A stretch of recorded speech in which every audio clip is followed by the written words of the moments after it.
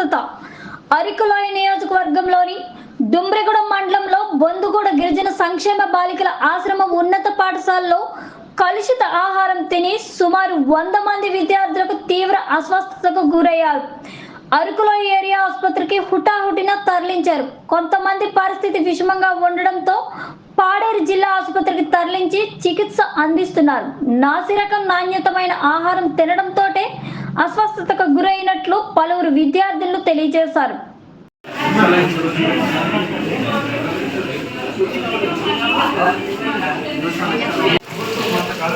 బాబు మీరు రండి, మీరు బయట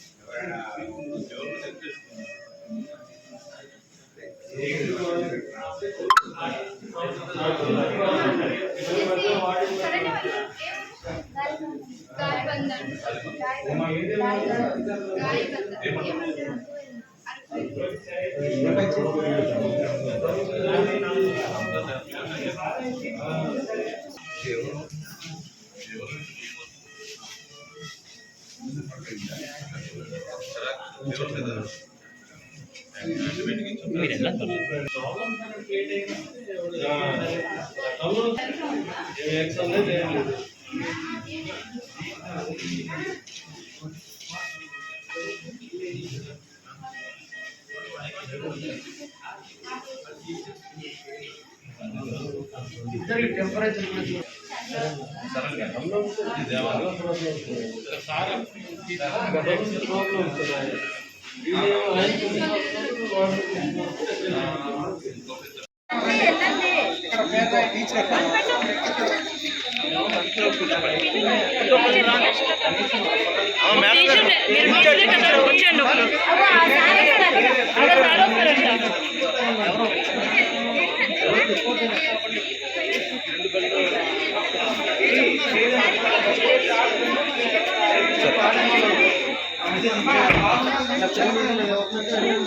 Thank you.